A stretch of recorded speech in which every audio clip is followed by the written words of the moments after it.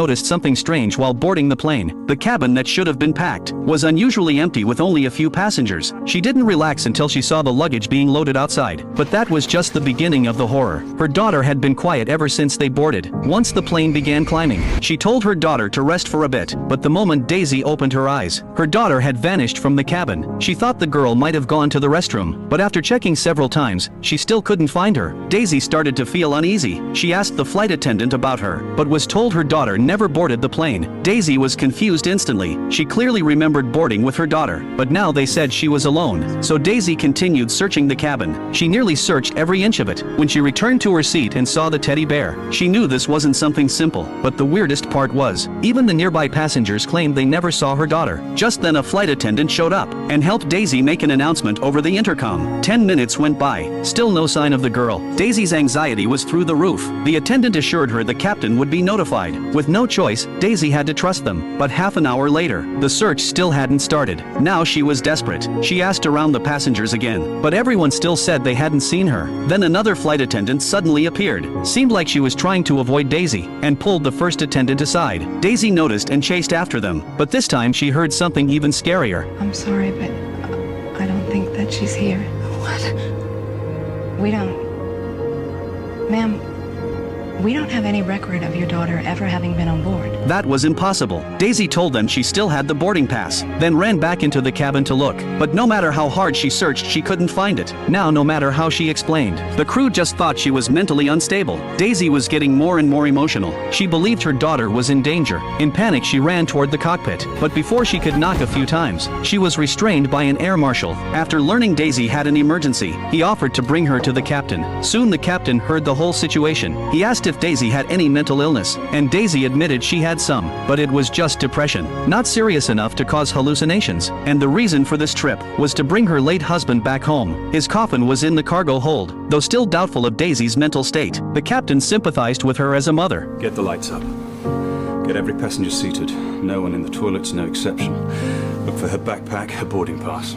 Check every closet, every bin. Are there any more questions?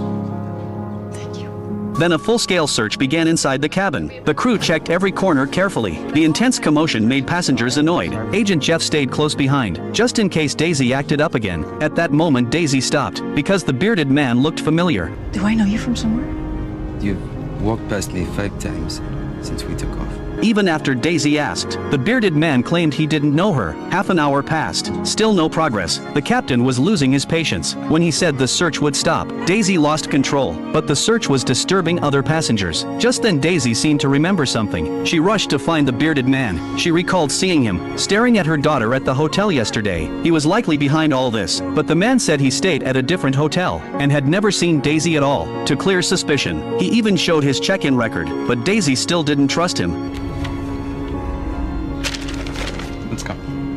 Where's my daughter? I spent the night watching a movie, you crazy pussy! The cabin soon turned chaotic. Luckily Jeff pulled her away, and asked if the man really did it. Why would he board the same plane? Wouldn't that just get himself caught? He also warned Daisy, if she kept acting up, he would have to cuff her. Daisy still couldn't explain herself. Jeff asked why someone would kidnap her daughter. Why would anyone want to take your daughter?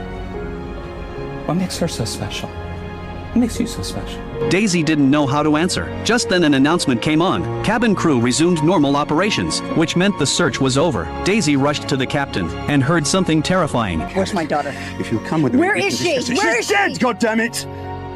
Turned out the captain had called the hospital, and found out Daisy's husband had jumped with their daughter under stress. Daisy couldn't believe it. She felt like the whole world went crazy. She clearly boarded with her daughter. They even brought the husband's coffin together, and had stayed at the same hotel before the flight. The captain saw Daisy was breaking down. She stumbled toward the cabin, but ran into the bearded man again. Half an hour later, the cabin was calm again. Daisy woke up from her sleep. The captain arranged for a psychiatrist, tried to help her accept the truth. Daisy pretended to agree, but just minutes later, she turned her head, and saw a heart on the glass. Her daughter had drawn it during boarding, which meant her daughter did board the plane. She used going to the restroom as an excuse to end the talk, and asked to have her cuffs removed, so she could use the bathroom. Once inside, relying on her aircraft design experience, she opened the ceiling panel, carefully climbed into the overhead space, found the power control switch. After operating it, the oxygen masks dropped down. Passengers thought it was an emergency and started panicking. Daisy flipped another switch. The cabin lights went out. Using the chaos as cover, Daisy slipped out of the restroom. Meanwhile, the captain got the alert. He was warned someone tampered with the system. When Jeff opened the bathroom door, Daisy had already reached the cargo hold. She believed after searching the whole cabin, her daughter must be there. She first found her husband's coffin, but inside was only the husband. Seeing his lifeless body, Daisy started to panic. Where could her daughter be? Just then Jeff arrived. He cuffed Daisy immediately, and because of her reckless actions, the plane had to make an emergency landing. But Daisy was even happier. Landing early meant a better chance to find her daughter. At that moment, everyone on board thought Daisy was insane. Some even clapped, seeing her get taken away. Back in her seat, Daisy pleaded with Jeff. If she got arrested after landing, she hoped Jeff would help find her daughter. Jeff was touched by her plea. He asked a flight attendant to watch over Daisy while he went to talk to the captain. But surprisingly, Jeff pulled the curtain, didn't go to the cockpit. Instead, he entered the cargo hold. He lifted a foam panel, and underneath was a bomb remote. Turns out, Daisy's daughter was on the plane, and Agent Jeff was the one behind it all. He installed the device, then met with the captain, lied that Daisy was part of a conspiracy, said if they didn't pay her $5 million, she'd blow up the plane. She has an accomplice on board. She won't say who it is, but that's who's holding the detonator. Jeff kept pressuring the captain. The captain tried to talk to Daisy, but Jeff stopped him, said Daisy no longer communicated. All she wanted was money and a getaway plane. He told the captain to follow instructions, or everyone would be at risk. Then Jeff found the flight attendant, who was actually his accomplice. She had altered Daisy's boarding records and gave false information to the captain. Seeing his partner getting nervous, Jeff reassured her. Once they landed, everything would be smooth. Soon the plane landed safely. Everyone disembarked as scheduled. Daisy still believed she'd find her daughter. She proudly told the captain they were close to finding her and demanded an apology for stopping the search. But the captain had had enough. Miss Pratt, your money has been wired, just as you asked.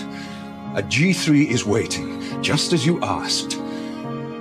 Perhaps we can do without the pretense of the missing child now. Daisy was completely shocked. Jeff sensed the plan might fall apart, quickly made up a reason to get off the plane. But Daisy seemed to catch on. She followed him when she saw the agents outside and recalled what the captain said. She realized Jeff was behind it all. She yelled at him from behind, but Jeff wasn't even nervous. He smiled and warned Daisy if she said anything, she'd never see her daughter again. Daisy stayed silent. Once everyone had safely left the plane, she knocked Jeff out with a fire extinguisher, then grabbed the detonator from his pocket. As she demanded to know where her daughter was, the female accomplice showed up. Daisy ran back into the plane. Jeff fired several shots, but missed her completely. By the time he got closer, Daisy had already locked herself in the cockpit. Ignoring Jeff's threats, Daisy climbed through the panel again, entered another cabin compartment, but she hadn't gone far before running into the accomplice. Daisy questioned her conscience. The woman looked guilty. While she was distracted, Daisy stepped forward and knocked her out with a punch. Jeff heard the noise and came after her, but again he was too late. Daisy had reached the cargo hold and found her daughter inside. Seeing Jeff closing in, Daisy moved her daughter to the side, then circled behind Jeff. What are you gonna do? Huh? You gonna blow us up? No, just you. Flames erupted across the plane. Everyone looked on in disbelief. Moments later, the cabin door opened. Daisy carried her daughter out from the smoke.